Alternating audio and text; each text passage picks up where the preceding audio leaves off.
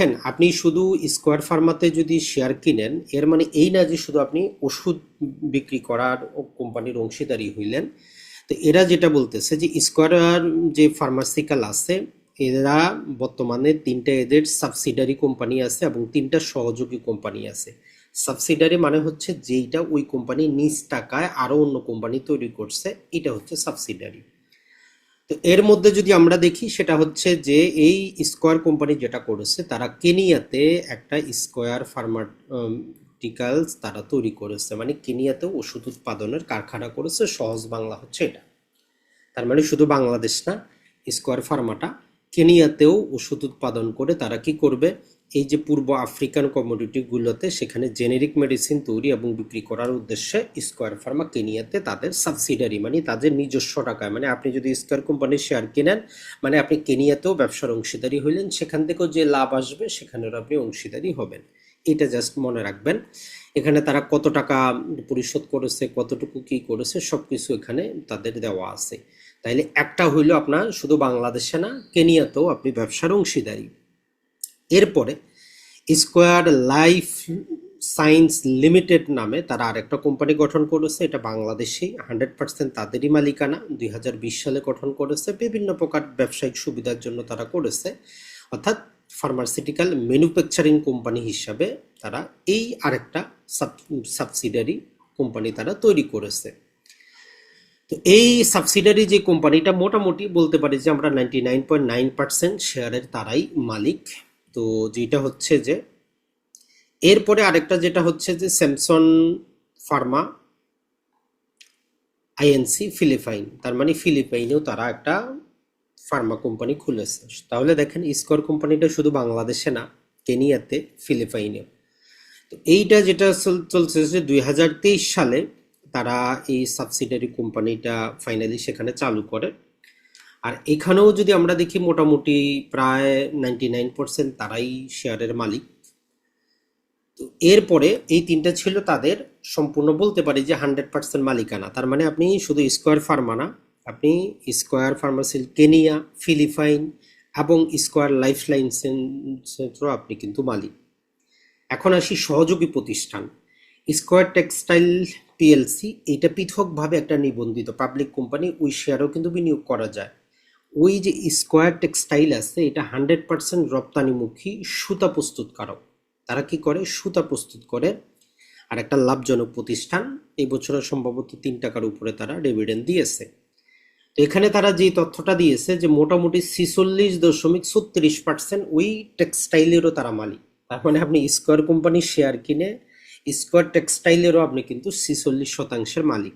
এইটা একটু মনে রাখবেন।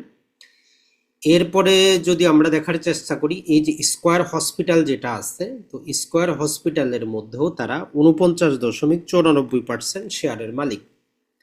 49.94% শেয়ারের কিন্তু তারা সেখানে মালিক। তার মানে আপনি শুধু স্কোয়ার কোম্পানিতে বিনিয়োগ করতেছেন না, আপনি স্কোয়ার হসপিটালেও বিনিয়োগটা কিন্তু করতেছেন।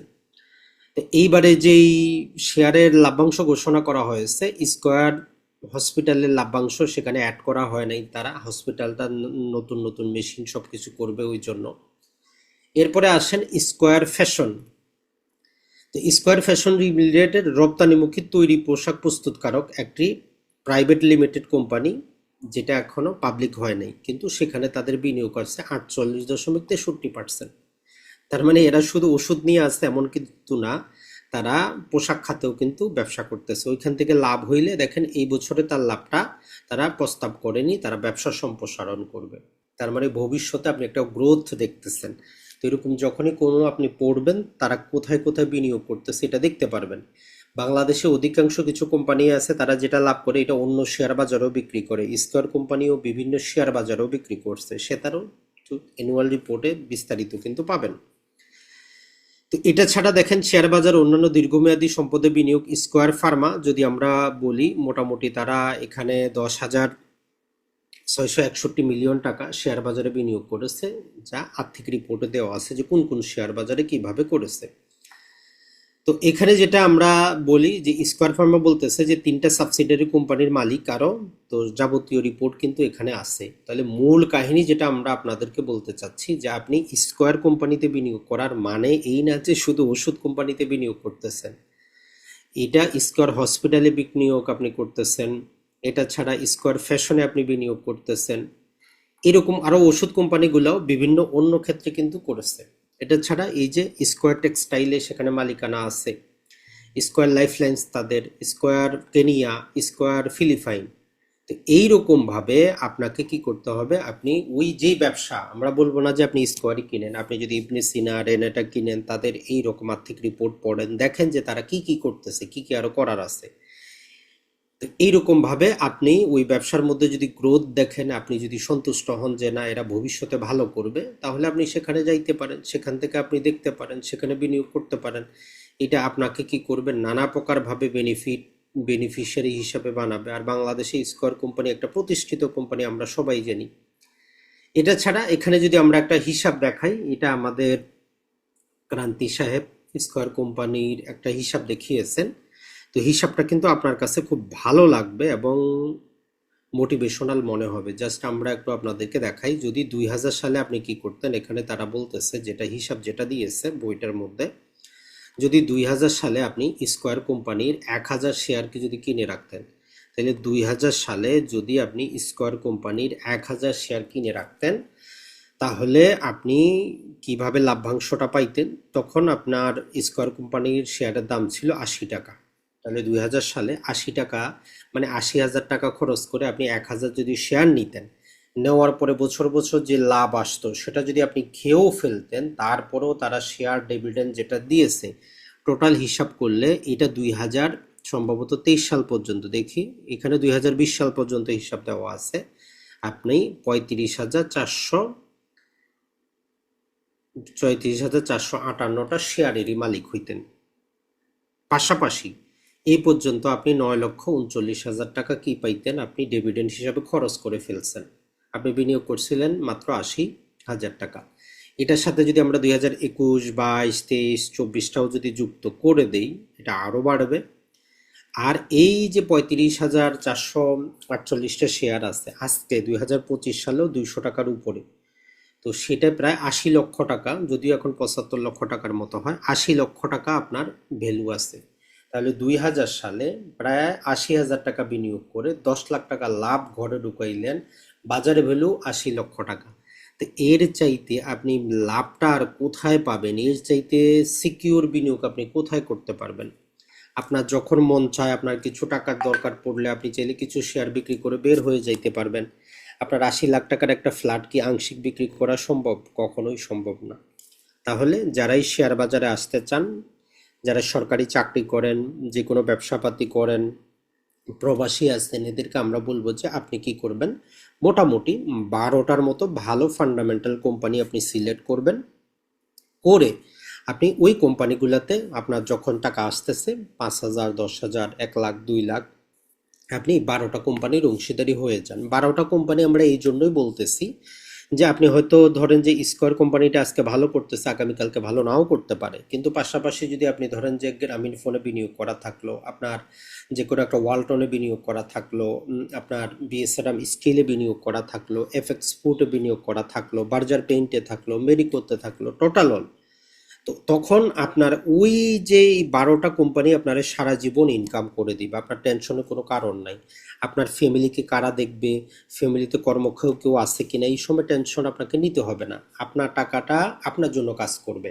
তো এই জন্য যারাই নতুন প্রবাসী হচ্ছেন, দেশের বাইরে যাচ্ছেন বা প্রবাসে চলে গেছেন, আগামী 10-15 বছর প্রবাস করার ইচ্ছা আছে, তাদেরকে আমরা জাস্ট বলবো যে ভাই, এই যে সরকার পেনশন দিবে, এই করবে সেই করবে, ভবিষ্যতে আসে ব্যবসাপাতি করবেন, এগুলা বাদ দেন। আপনি প্রবাসী, দেশে কিছু করতে পারেন নাই, আপনি এখন দেশে ইনকাম করতেছেন, ফ্যামিলিটাকে মোটামুটি মানে চালান, আর সেভিং এর টাকাটা ভালো ফান্ডামেন্টাল কোম্পানিতে প্রতি মাসে বিনিয়োগ করেন। আপনি টার্গেট করেন অন অ্যাভারেজে 1 লক্ষ শেয়ার যদি আপনি নিতে পারেন, ভালো কোম্পানি 12টা কোম্পানি মিলিয়ে যদি 1 লক্ষ শেয়ার নিতে পারেন, ইনশাল্লাহ আল্লাহর রহমতে যে আপনি মাসে 1 লক্ষ টাকা করে খরচ করার মতো আপনার ডিভিডেন্ড চলে আসবে। বাংলাদেশের শেয়ার বাজার আমরা যদি বলি, যতই খারাপ হোক, যতই খারাপ নিউজ আসুক, কোনো কোম্পানি দেউলিয়া হয় নাই। স্কয়ার কোম্পানি ব্যবসা করতেছে, রেনেটা করতেছে, ইবনে সিনা করতেছে, এসিআই ব্যবসা করতেছে, গ্রামীণফোন করতেছে, রবি করতেছে, ওয়ালটন করতেছে, এফএক্স ফুড করতেছে, বাটা করতেছে, বার্জার করতেছে, মেরিকো করতেছে। তো এরা আপনার জন্য কাজ করবে। জাস্ট একটা চিন্তা করেন যে এটা কোনো জুয়া খেলা না। এখানে আপনি যদি ক্যালকুলেটিভ ভাবে কখন কিভাবে শেয়ার কিনতে হয় এই রিলেটেড একটু পড়াশোনা করলে কিন্তু আপনার চলবে। শেয়ারে জাস্ট আমরা একটা সিম্পল কথা বলি যে আপনি যদি ধরেন যে অল্প অল্প করে বিনিয়োগ করতে চান, তাহলে আপনার শেয়ারের দাম কমলো না বাড়লো দেখার বিষয় না। প্রতি সপ্তাহে প্রতি মাসে একটা করে, দুইটা করে, তিনটা করে ভালো কোম্পানির শেয়ার নিতেই থাকেন। দাম বাড়ুক আর কমুক, জাহান নামে যাক, আপনার দায়িত্ব হচ্ছে ব্যবসার অংশীদারিত্ব বাড়াবেন। আজকে যেমন ধরেন যে আপনি যদি 200 টাকায় স্কয়ার কোম্পানির শেয়ার কিনেন, চিন্তা করেন 2040 সালে আপনি কত টাকা পাইতে পারেন, বেনিফিট কত পাবেন, একবারে জাস্ট চিন্তা করেন। আর আপনি একটা ব্যবসা শুরু করলেন, কি করবেন? ধরেন অনেকে আমরা ফ্ল্যাট ক্রয় করি, অবশ্যই ক্রয় করবেন যদি আপনার হিউজ টাকা থাকে, আপনার কাছে 10 লাখ, 20 লাখ, 100 কোটি টাকা আছে, অবশ্যই আপনি ফ্ল্যাটে বিনিয়োগ করবেন, লাভ করে বের হবেন। কিন্তু আমরা বলতেছি যে আপনার কাছে আছেই মাত্র 10,000, 15,000, 20,000, আপনি ধীরে ধীরে এগুলা প্রতি মাসে 5,000 বাঁচাইতে পারতেছেন, এগুলো আপনি এখানে বিনিয়োগ করেন। আর বিনিয়োগের একটা সহজ সূত্র আমার পার্সোনাল পছন্দ, সেটা হচ্ছে যে ভাই প্রতি মাসে আপনি যত টাকা খরচ করেন তত টাকা বিনিয়োগ করেন। 50,000 টাকা মাসে খরচ হয়, 50,000 বিনিয়োগ করে দেন শেয়ার বাজারে। কোনো মাসে 1 লক্ষ টাকা খরচ করছেন, তাইলে 1 লক্ষ টাকা বিনিয়োগ করেন। যদি বলেন যে ভাই ভাই খরচ করার পরে আমি সমপরিমাণ পাচ্ছি না, তাহলে খরচ কমান। একটাই সূত্র, আপনি 50,000 টাকা ফ্যামিলির জন্য যদি খরচ করেন, 50,000 বিনিয়োগ করবেন। যদি বলেন যে ভাই আমার কাছে তো টোটাল 1 লাখ নাই, তাহলে আপনি খরচের টাকা 40 করে 80 করেন, 40,000 খরচ করেন, 40,000 বিনিয়োগ করেন। এই সূত্র যদি মেনে চলেন, ইনশাল্লাহ আগামী 10 থেকে 15 বছরে আপনি ফাইন্যান্সিয়ালি ফ্রিডম অর্জন করবেন, নিজের মতো করে কাজ করতে পারবেন, কোনো টেনশন নাই, ফ্যামিলি সবার কাছে প্রিয় থাকবেন, সমাজ দেশ জাতি সবার জন্য কাজ করতে পারবেন। আসলে দুনিয়াতে শুধু আমরা পেটে ভাতের জন্য আসি নাই, আমাদের অনেক কিছু করতে হবে। আমাদের পূর্ববর্তী প্রজন্ম করে গেছে বলে আজকে ইউটিউবে ভিডিওটা দেখতে পারতেছেন, জুমে আমি ভিডিওটা রেকর্ড করতে পারতেছি। এখন তারা যদি শুধু খাইতো আর ঘুমাইতো, নিজের পেটের চিন্তা করতো, এত কিছু করা সম্ভব ছিল না। তো এই জন্য ভাই এই দুনিয়ার প্রতি আমাদের কিছু রেসপন্সিবিলিটি আছে। তো এটা কিভাবে করতে পারবেন? যখন আপনার পরিবারের প্রতি মাসের প্রতিদিনের খরচটা আপনি পেসিভ ইনকাম হিসাবে আসবে। তো যাই হোক, আমাদের শেয়ার বাজার বিষয়ক কোর্স চলতেছে। যদি অংশগ্রহণ করতে চান, মাইন্ডসেট পরিবর্তন করতে চান, শেয়ার যাচাই বাছাই চিনতে চান, কোম্পানি বুঝতে চান, অবশ্যই অবশ্যই আমাদের কোর্সগুলো ভিডিও রেকর্ডিং নিতে পারেন অথবা সরাসরি কোর্সে অংশগ্রহণ করতে পারেন। আসসালামু আলাইকুম, ভালো থাকবেন।